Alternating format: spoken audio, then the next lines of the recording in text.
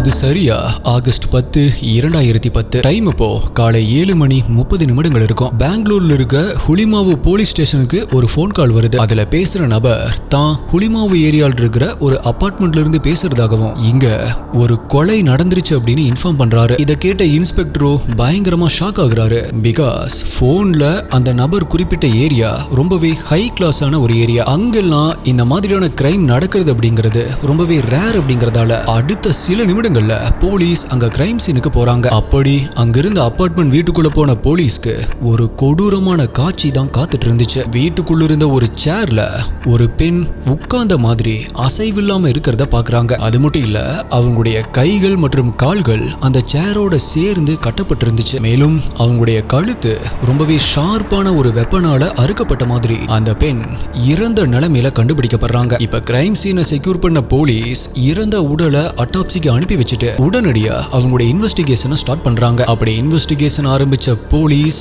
கில்லரை கண்டுபிடிச்சாங்களா இல்லையா, எப்படி அந்த கில்லரை கண்டுபிடிச்சாங்க, இறந்து போனது யாரு அப்படிங்கிற 2010 பெங்களூர் முழுவதுமே ரொம்பவே பரபரப்பா பேசப்பட்ட ஒரு முக்கியமான கேஸை பத்தி தான் இன்னைக்கு வீடியோல நம்ம டீகோட் பண்ண போறோம். நீங்க பார்த்துட்டு இருக்கிறது சரவணன் டீகோட்ஸ். நான் உங்கள் சரவணன். வாங்க இன்னைக்கு வீடியோக்குள்ள போலாம்.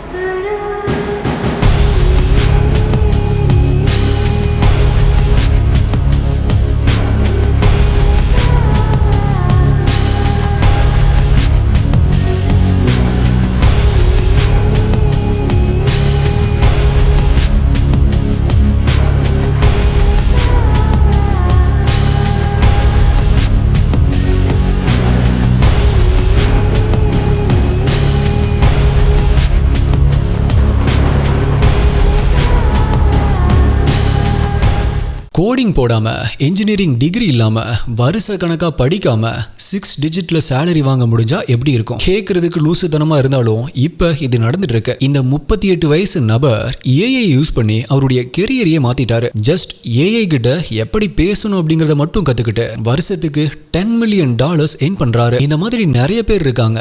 ஆக்சுவலா 2025 ஒர்க்குடைய ரியாலிட்டி இதுதான். ஆனா இங்க நிறைய பேர் அவுட்டேட்டட் ஜாப்ல போய் மாட்டிக்கிறாங்க. சில பேரோ லேக்ஸ் கணக்குல பணம் கட்டி கோர்ஸ் படிக்கிறாங்க, பட் ரிசல்ட்ஸ் கிடைக்கிறது இல்ல. உலகம் வேகமா மாறிட்டு இருக்கு. இப்ப அதிக சம்பளம் வாங்குறவங்க எல்லாருமே ஏஐ இருக்கிற மாதிரியான ரோல்ஸ்ல தான் இருக்காங்க. சோ அதுக்கான நாலேஜ் மட்டும் இருந்தா யாரு வேணா அதுக்குள்ள என்டர் ஆகலாம். ஏன் நீங்களுமே இந்த ஹை இன்கம் ஏஐ ஸ்கில்ஸை வெறும் 180 நிமிடங்கள்ல கத்துக்கலாம். அது மட்டும் இல்ல, இது எல்லாமே ஃப்ரீ அப்படின்னு சொன்னா எஸ், 15,000 ரூபாய் மதிப்புள்ள இந்த ஏஐ கிராஷ் கோர்ஸ் கம்ப்ளீட்லி ஃப்ரீயா தர போறாங்க. நம்மளுடைய சப்ஸ்கிரைபர்ஸ்க்கு மட்டும்தான், அதுவும் முதல் 1000 பேருக்கு மட்டும்தான். சோ இப்பவே டிஸ்கிரிப்ஷன் பின்ட் கமெண்ட்ல இருக்கிற லிங்கை கிளிக் பண்ணுங்க. இதுல data analysis, personal branding, content creation, business strategies and even resume building, job hunting strategies, salary hike strategies, even நீங்க டெக், நான் டெக், ஆண்டர்பிரனர்ஸ், ஃபவுண்டர்ஸ் அப்படின்னு எல்லாருமே கத்துக்கலாம். இது எல்லாமே ஏஐ எக்ஸ்பர்ட்டால தான் உங்களுக்கு டீச் பண்ணப்படும். யாரெல்லாம் ஏஐ ஸ்கில்ஸ் அப்டேட் பண்ணிக்கிறாங்களோ அவங்க எல்லாருமே டாப் 5% இருக்காங்க. மத்தவங்க எல்லாருமே ரொம்பவே பின்னாடி இருக்காங்க. நான் இப்ப ஸ்கிரீன்ல ஷேர் பண்ற இந்த ஆர்டிகலை பாருங்க. ரொம்பவே ஷாக்கிங்கா இருக்கும். ஏன் ஏஐ ஸ்கில்ஸ் இம்பார்ட்டன்ட் அப்படின்னு புரியும். இப்பவும் ஒன்றும் கெட்டு போகல. இந்த 180 மினிட்ஸ் ஃப்ரீ ட்ரைனிங் அட்டன் பண்ணுங்க. ஆல்ரெடி 20 லட்சம் பேர் இதை அட்டன் பண்ணி இப்போ அவங்களுடைய கெரியர்ல டாப்ல இருக்காங்க. லிங்க் டிஸ்கிரிப்ஷன் பின்ட் கமெண்ட்ல இருக்கு.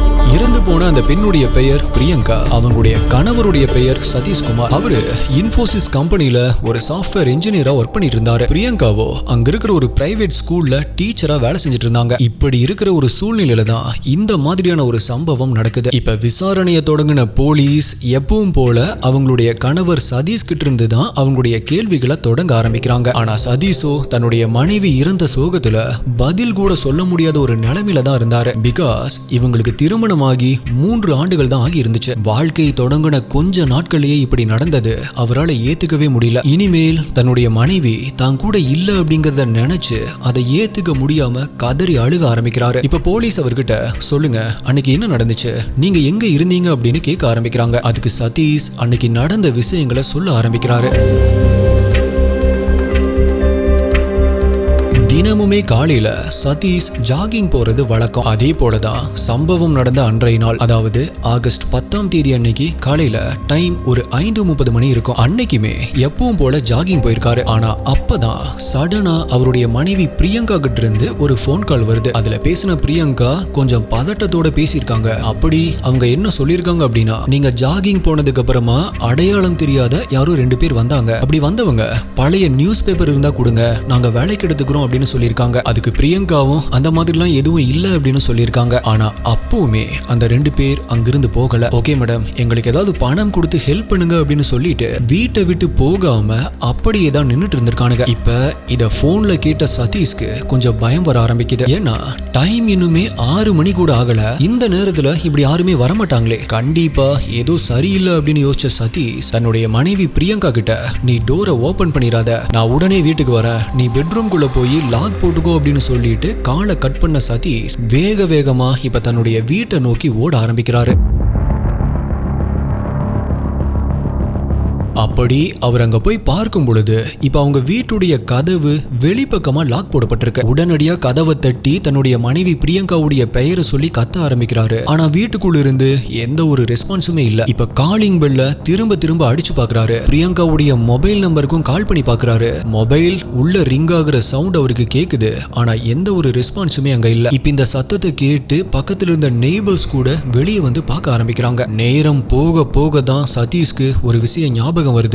ஆக்சுவலா இந்த வீட்டுக்கு 2 சாவிகள் இருக்கு. ஒன்னு பிரியங்கா கிட்ட இருக்கும், இன்னொன்னு சதீஷ் சில சமயம் ஆபீஸ் முடிஞ்சு லேட்டா வீட்டுக்கு வர்றதால அவர்கிட்ட ஒன்னு இருக்கும். ஆனா அந்த சாவி அவருடைய ஆபீஸ்ல அவர் வேலை செய்யற டெஸ்க்ல தான் வச்சிருப்பாரு. சோ உடனடியா அந்த கீயை எடுத்துட்டு வர்றதுக்காக தன்னுடைய ஆபீஸ்க்கு கிளம்புறாரு. ஆக்சுவலா அவருடைய ஆபீஸ் பக்கத்துல தான் இருக்கு. அப்படி பக்கத்துல இருந்தனால தான் இந்த பிளாட்டை சூஸ் பண்ணி இங்க அவங்க குடி வந்திருப்பாங்க. சோ அவருடைய ஜாகிங் ட்ரெஸ்லயே ஆபீஸ்க்கு ஓடி போனவர் அவருடைய டெஸ்க்கு போய் சாவி எடுத்துட்டு மறுபடியுமே வீட்டுக்கு ஓடி வந்திருக்காரு. அப்படி வந்து வீட்டை ஓபன் பண்ணி பார்த்த சதீஷ்க்கு அவருடைய இதயமே நின்னு போற மாதிரி இருந்துச்சு. எஸ், போலீஸ் பார்த்த அதே சீனை தான் சதீஷுமே பார்த்தாரு. அவருடைய மனைவி பிரியங்கா கழுத்து அறுக்கப்பட்ட நிலைமையில வீட்டுக்குள்ள இருந்த ஒரு சேர்ல உட்கார்ந்தபடி அவங்களுடைய கைகள் அந்த சேர்ல கயிற்றை வச்சு கட்டப்பட்டு அசைவில்லாம கிடக்கிறத பாக்குறாரு. இத பார்த்து அதிர்ந்து போன சதீஷ் முதல்ல பண்ண வேலை போலீஸ்க்கு போன் பண்ணது. எஸ், நம்ம இன்ட்ரோல பார்த்த போலீஸ் ஸ்டேஷனுக்கு கால் பண்ண அந்த நபர் வேற யாரும் இல்ல, சதீஷ் தான். இப்படி சதீஷுடைய ஸ்டேட்மெண்ட்டுக்கு அப்புறமா கேஸை நகர்த்த ஆரம்பிச்ச போலீஸ்க்கு நாட்கள் கடக்க ஆரம்பிச்சதே தவிர இந்த கேஸ்ல எந்த ஒரு முன்னேற்றமுமே ஏற்படல. அந்த அபார்ட்மெண்ட்ல மொத்தம் 2 ஃபேமிலி தான் தங்கியிருக்காங்க. அவங்க கிட்ட விசாரிக்கும் பொழுதும் எந்த ஒரு தகவலுமே கிடைக்கல. அது மட்டும் இல்ல, அது 2010 காலகட்டம் அப்படிங்கறதால சிசிடிவி அதிகமான புழக்கத்தில் இல்ல. எஸ், அந்த அபார்ட்மெண்ட்லயும் சிசிடிவி இல்லாம இருந்திருக்கு. சோ போலீஸ்க்கு இப்ப என்ன பண்றது அப்படின்னு தெரியாம முழிக்க ஆரம்பிக்கிறாங்க. யாரு இந்த கொலையை பண்ணிருப்பாங்க, எதுக்கு இந்த கொலையை பண்ணிருப்பாங்க அப்படிங்கிற ஒரு சின்ன க்ளூ கூட அவங்களுக்கு கிடைக்கல. சோ இப்படி ஒரு ஹை கிளாஸ் ஏரியால ரொம்பவே சர்வ சாதாரணமா ஒரு கொலை நடந்திருக்கு. போலீஸோ இன்னுமே கில்லரை கண்டுபிடிக்கல அப்படின்னு சுத்தி இருந்தவங்க எல்லாருமே போலீஸை கேள்வி கேட்க ஆரம்பிக்கிறாங்க. அதனால போலீஸ்க்கு இப்ப பிரஷர் அதிகமாக ஆரம்பிக்குது. இப்படி இருக்கும் பொழுதுதான் கொலை நடந்த நாள்ல இருந்து தினமுமே போலீஸ் ஸ்டேஷனுக்கு போயிட்டு இருந்த பிரியங்காவுடைய கணவர் சதீஷ் 3 நாட்கள் கழிச்சும் போலீஸுடைய விசாரணையில எந்த ஒரு முன்னேற்றமுமே இல்ல அப்படின்னும், என்னுடைய மனைவியை கொன்னது யாரு, எதுக்காக இந்த கொலை நடந்துச்சு அப்படின்னு கூட அவங்க இன்னுமே கண்டுபிடிக்கல அப்படின்னு போலீஸ் ஸ்டேஷன் முன்னாடியே உட்கார்ந்து போராட்டம் பண்ண ஆரம்பிக்கிறாரு. இன்ஃபோசிஸ் மாதிரியான ஒரு பெரிய கம்பெனில சாஃப்ட்வேர் இன்ஜினியரா ஒர்க் பண்ற ஒரு நபர் போலீஸ் ஸ்டேஷன் முன்னாடி உட்கார்ந்து தன்னுடைய மனைவியுடைய கொலை வழக்குல நீதி வேணும் அப்படின்னு போராடுறது உடனடியா மீடியாவுடைய அட்டென்ஷனை அவர் பக்கம் திருப்புது. எல்லா மீடியாவும் லோக்கல் நியூஸ் பேப்பர்ஸும் இந்த நியூஸை கவர் பண்ண ஆரம்பிக்கிறாங்க. இதை கேள்விப்பட்ட மக்கள் எல்லாருமே பெங்களூர் போலீஸை பயங்கரமா கிரிட்டிசைஸ் பண்ண ஆரம்பிக்கிறாங்க. அதிலிருந்து தொடர்ந்து அடுத்த 3 நாட்களுக்கு சதீஷ் அதே மாதிரி போராட்டம் பண்ண ஆரம்பிக்கிறாரு. போலீஸும் அவரை எவ்வளவோ சமாதானப்படுத்த ட்ரை பண்றாங்க. நாங்க விசாரணை பண்ணிட்டு தான் இருக்கோம், கிட்டத்தட்ட குற்றவாளிய நெருங்கிட்டோம், ப்ளீஸ் நீங்க போராட்டத்தை கைவிடுங்க அப்படின்னு சொல்லி பாக்குறாங்க. பட் சதீஷ் அவருடைய போராட்டத்தை கைவிடல. தன்னுடைய மனைவிக்கு நீதி வேணும் அப்படின்னு தொடர்ந்து அதே மாதிரி போராட ஆரம்பிக்கிறாரு. சரியா அதிலிருந்து 3 நாட்கள் கழிச்சு இப்ப மறுபடியுமே போலீஸ் சதீஷ் கிட்ட வராங்க. அண்ட் அகைன் போராட்டத்தை நிறுத்தும்படி கேக்குறாங்க. ஆனா இந்த முறை போலீஸுடைய தோரணை வேற மாதிரி இருந்துச்சு. சதீஷுடைய கையை பிடிச்சு இழுத்து போலீஸ் ஸ்டேஷனுக்கு கூட்டிட்டு வராங்க. போலீஸ் இப்படி பண்ணுது சதீஷ்க்கு ரொம்பவே ஷாக்கிங்கா இருந்துச்சு. எதுக்காக போலீஸ் நம்ம கிட்ட இப்படி நடந்துக்கிறாங்க? நம்மளுடைய மனைவிக்கு நீதி வேணும் அப்படின்னு கேக்குறது தப்பா? ஏன் இப்படி ஹார்ஷா நடந்துக்கிறீங்க அப்படின்னு போலீஸ் கிட்டயே கேட்க ஆரம்பிக்கிறாரு. அப்போ அங்கிருந்த ஒரு high rank police officer Sathish கிட்ட என்ன சொல்லியிருக்காரு அப்படின்னா, லாஸ்ட் 3 டேஸா நீ போலீஸ் ஸ்டேஷனுக்கு வெளியே உட்கார்ந்து ப்ரொடெஸ்ட் பண்ணிட்டு போலீஸ் தான் இதுக்கெல்லாமே காரணம் அப்படின்னு சொல்லிட்டு ஏதோ எங்களுக்கு பிரஷர் கொடுக்கற மாதிரி நினைச்சிட்டு எங்களை முட்டாள் மாதிரி நினைச்சிட்டு இருந்தீங்க. ஆனா உண்மை என்ன தெரியுமா? நீதான் அந்த முட்டாள். நீ வெளியே கத்திட்டு இருந்த அதே நேரத்துல உன்கிட்ட நாங்க வந்து சொன்னமே குற்றவாளிய பக்கத்துல நெருங்கிட்டோம் அப்படின்னு. ஆக்சுவலா ஆரம்பத்துல இருந்தே எங்களுக்கு உன் மேல சந்தேகம் இருந்துச்சு. சோ நீ வெளியே ப்ரொடெஸ்ட் பண்ணிட்டு இருந்த அதே நேரத்துல உன்னை பத்தி டீப்பா விசாரிக்க ஆரம்பிச்சோம். எங்களுக்கு தேவைப்பட்டதெல்லாம் அப்படி எங்களுக்கு வந்த எல்லா சந்தேகங்களையும் அந்த டாட்ஸ் எல்லாத்தையுமே கனெக்ட் பண்ற ஒரு பெரிய புள்ளி தான் அது இப்ப எங்களுக்கு கிடைச்சிருச்சு அப்படின்னு சொல்லிட்டு சதீஷுடைய முகத்துக்கு பக்கத்துல வந்து அந்த போலீஸ் ஆபீசர் பிரியங்காவை கொலை பண்ண அந்த கில்லர் நீதான் அப்படிங்கறத நாங்க கண்டுபிடிச்சிட்டோம் அப்படின்னு சொல்றாரு. இதை கேட்ட சதீஷ்க்கு ஒரு நிமிஷம் பேச்சே வரல. அவருடைய முகம் எல்லாமே பயத்துல வெள்ளை நிறமா மாற ஆரம்பிக்குது. என்ன சொல்றீங்க? நான் என்னுடைய ஒய்ஃபை கொலை பண்ணனா? எதுக்கு இப்ப என் மேல இப்படி ஒரு பழிய போடுறீங்க? சரி, அப்படியே நீங்க சொல்ற மாதிரி நான் கொலை பண்ணியிருந்தா எதுக்காக நான் இவ்ளோ கஷ்டப்பட்டு ப்ரொடெஸ்ட் எல்லாம் பண்ணணும்? நான் பாட்டுக்கு அப்படியே அமைதியா வீட்டுல இருந்திருக்கலாமே. அப்படி நான் இருந்திருந்தேன் அப்படின்னா நீங்க இதை இந்த அளவுக்கு கூட விசாரிச்சிருக்க மாட்டீங்களே. எனக்கு புரிஞ்சிருச்சு, நான் ப்ரொடெஸ்ட் பண்ணி நியாயம் கேட்டது உங்களுக்கு பிரஷர் அதிகமாக்கி இருக்கு. அதனாலதான் இப்ப என்ன மாட்டி விட பாக்குறீங்க அப்படின்னு கேட்க ஆரம்பிக்கிறாரு. இதை கேட்டு நக்கலா ஒரு சிரிப்பு சிரிச்சுட்டே பக்கத்துல வந்த போலீஸ், ஆரம்பத்துல நாங்க அப்படிதான் நினைச்சோம், ஆனா ஒவ்வொரு டாட்ஸையுமே கனெக்ட் பண்ணும் பொழுதுதான் எங்களுக்கே தெரிஞ்சது அப்படின்னு சொன்னவரு அடுத்தடுத்து கேட்க ஆரம்பிச்ச கேள்விகள்ல ஒரு கட்டத்துக்கு மேல தாக்கு பிடிக்க முடியாத சதீஷ்குமார் உடைஞ்சு போய் எல்லா உண்மைகளையுமே சொல்ல ஆரம்பிக்கிறான். அப்படி அவன் போலீஸ் கிட்ட கன்ஃபஸ் பண்ண விஷயங்களை கேட்டு சுத்தி இருந்த எல்லாருமே ஒரு நிமிஷம் உறைஞ்சு போறாங்க. அப்படி அவன் கன்ஃபஸ் பண்ண விஷயங்கள் இதுதான்.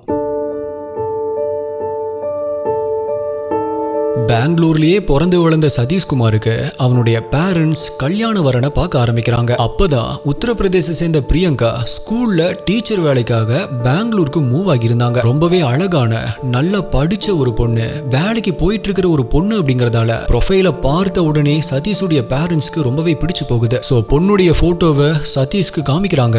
அவருக்கும் பார்த்த உடனே பிடிச்சு போகவே 2 வீட்டு சம்மதத்தோட சதீஷ் மற்றும் பிரியங்காவிற்கு 2007 திருமணம் நடக்குது. ஆனா கல்யாணத்துக்கு அப்புறமா எல்லாமே தலைகீழா மாற ஆரம்பிக்குது. அண்ட் முக்கியமா நோட் பண்ணிக்கோங்க, நான் இப்ப சொல்லிட்டு இருக்கிற வெர்ஷன் சதீஷ் போலீஸ் கிட்ட கன்ஃபஸ் பண்ண விஷயங்கள் தான். சோ இது சதீஷுடைய வெர்ஷன். பிகாஸ் பிரியங்காவுடைய சைடு அவங்களுடைய வெர்ஷனை கேட்கறதுக்கு அவங்க இப்ப உயிரோட இல்ல. அப்ப சதீஷ் போலீஸ் கிட்ட கொடுத்த ஸ்டேட்மெண்ட் படி இந்த கொலைக்கு முக்கியமான காரணமே ஒரு பர்சனல் விஷயம் தான் அப்படின்னு சொல்லியிருக்கான். சதீஷ் சின்ன வயசுல இருந்தே அவனுடைய கழுத்துல லாக்கெட் மாதிரி ஒரு செயினை போட்டுட்டு இருந்திருக்கான். அந்த லாக்கெட்ல 2 சைட்லயுமே சின்னதா 2 போட்டோ இருக்கும். ஒரு சைட்ல அவனுடைய அப்பாவுடைய போட்டோ, இன்னொரு சைட்ல அவனுடைய அம்மாவுடைய போட்டோ. ஆனா கல்யாணத்துக்கு அப்புறமா ஒரு நாள் இந்த லாக்கெட்டை பார்த்த பிரியங்கா அதுல இருக்கிற உங்களுடைய பேரண்ட்ஸ் உடைய போட்டோவை எடுத்துட்டு அதுக்கு பதிலா என்னுடைய போட்டோவை வைங்க அப்படின்னு சொல்லியிருக்காங்க. இதுதான் அவங்களுக்குள்ள வந்த முதல் ப்ராப்ளம். அடுத்ததா பிரியங்கா நம்ம உன்னுடைய பேரண்ட்ஸ் கூட இருக்க வேண்டாம், தனி கொடுத்து நம்ம போயிடலாம் அப்படின்னு சொல்லியிருக்காங்க. இது சதீஷ்க்கு பிடிக்கவே இல்ல, கண்டிப்பா முடியாது அப்படின்னு சொல்லியிருக்கான். ஆனா இதை கேட்ட சதீஷுடைய பேரண்ட்ஸோ உன்னுடைய மனைவி ஆசைப்படுற அப்படின்னா நீங்க தனி கொடுத்து நம்ம போய்க்கோங்க அப்படின்னு சொல்லியிருக்காங்க. பட் அப்படி போனதுக்கு அப்புறமாகவும் சண்டை வந்துட்டே தான் இருந்திருக்கு. அது மட்டும் இல்ல, தினமுமே பிரியங்கா மட்டும் அவங்களுடைய பேரண்ட்ஸ்க்கு கால் பண்ணி பேசுறது, க்ளோஸா இருக்கிறது எல்லாத்தையுமே பார்த்த சதீஷ்க்கு நம்ம மட்டும் நம்மளுடைய பேரண்ட்ஸ் அங்க தனியா விட்டுட்டு இங்க வந்து இருக்கமே அப்படின்னு நினைக்க ஆரம்பிச்சிருக்கான். அது மட்டும் இல்ல, நம்ம அப்படி விட்டுட்டு வந்திருக்க கூடாது அப்படின்னு ஃபீல் பண்ணவும் ஆரம்பிச்சிருக்கான். இப்படி சண்டைகள் இருந்தாலுமே வாழ்க்கை மெல்லமா நகர்ந்து போயிட்டு தான் இருந்துச்சு. இப்படி இருக்கும் பொழுதுதான் 2010 ஜூலை மாசத்துல சதீஷ் தனக்கு அப்படின்னு சொந்தமா ஒரு லேண்ட் ஒண்ணு வாங்குறான். அது மட்டும் இல்ல, அந்த லேண்ட்லயே வீடு கட்டி இருக்கலாம் அப்படின்னு முடிவு பண்றான். அப்படி வீடு கட்டுறதுக்கு முன்னாடி பூமி பூஜை போடுவாங்க இல்லையா, அந்த ஃபங்க்ஷனுக்கு பிரியங்காவுடைய பேரண்ட்ஸ் உத்தரப்பிரதேசில இருந்து வந்திருந்தாங்க. அதே மாதிரி அதுல இருந்து கொஞ்ச நேரத்திலேயே சதீஷுடைய பேரண்ட்ஸும் அங்க வராங்க. சேம் அதே டைம்ல சதீஷ் பூஜையில பிஸியா இருந்திருக்கான். இப்ப தன்னுடைய மாமனார் மாமியார் வர்றதை பார்த்த பிரியங்காவோ, இது என்னுடைய ஹஸ்பண்ட் வாங்கின இடம், நானும் என்னுடைய ஹஸ்பண்டும் சம்பாரிச்சு வாங்கினது, இதுல உங்களுக்கு எந்த உரிமையும் இல்ல, நீங்க இங்கிருந்து கிளம்புங்க அப்படின்னு திருப்பி அனுப்பியிருக்காங்க. அவங்களுமே எதுவுமே பேசாம அமைதியா அந்த இடத்துல இருந்து கிளம்பியிருக்காங்க. இந்த விஷயம் அப்போ சதீஷ்க்கு தெரியாது. ஆனா எப்படியோ இந்த விஷயம் அவனுக்கு தெரிய வந்தப்பதான் அந்த நொடி பிரியங்காவை கண்டிப்பா பழி வாங்கணும் அப்படின்னு முடிவு பண்றான். அவங்கள கொலை பண்ணியே ஆகணும் அப்படின்னு ஒரு திட்டம் போட ஆரம்பிக்கிறான்.